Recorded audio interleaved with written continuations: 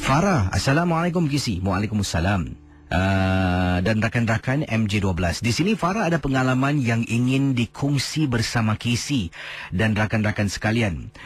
Perkara ini terjadi dan berlaku pada awal tahun 2009. Farah dan keluarga memang sangat gemar.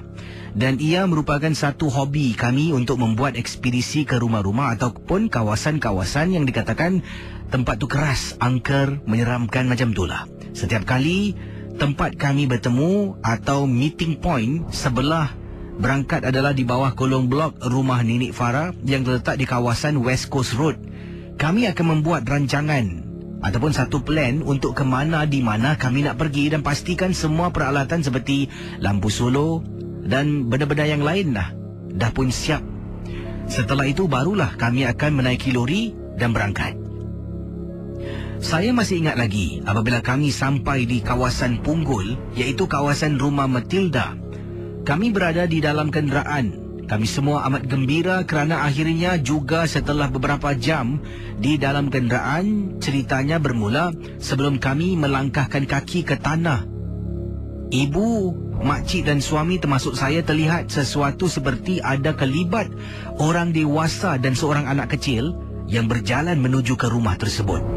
Kami tidak fikirkan apa-apa, cuma ingat ada orang lain yang ingin adventure bersama dengan kami. Yalah, kami keluar, nampak orang tu ingatkan samalah sekumpulan.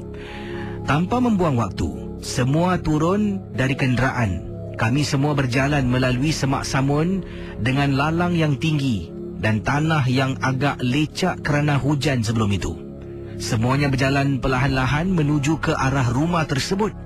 Apabila kesemuanya telah mendekati rumah tersebut, ibu saya mula mencadangkan agar kita berjalan di sekeliling rumah. Rumah Matilda.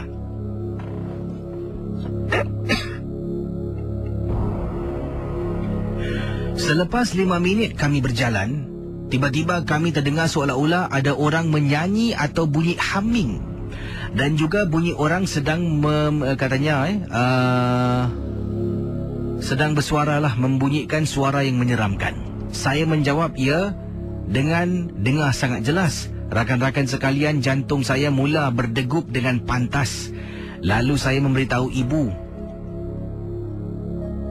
ibu yang kita patut tinggalkan tempat ini sebab saya dah mula merasa meremang, merinding bulu roma.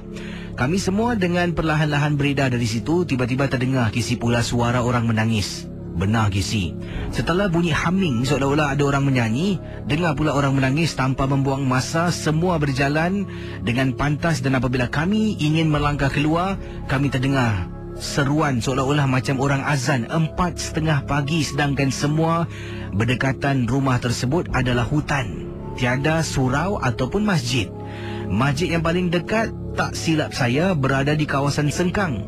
Kisi dan rakan-rakan MJ12, demi Allah Kisi, betul Kisi, benda ini berlaku pada saya. Semua menjadi saksi mendengarnya laungan azan tersebut. Sampai sekarang ia menjadi satu tanda tanya bagi kami semua. Adakah itu di situ terdapat kampung bunian, sedangkan azan yang selalu berkumandang di radio adalah sekurang-kurangnya waktu subuh 5:30 pagi. Manakala menurut setengah nenek moyang kita, orang bunian melaungkan azan 1 jam terlebih dahulu dari dunia yang kami jejak. Itulah pengalaman yang dikirimkan.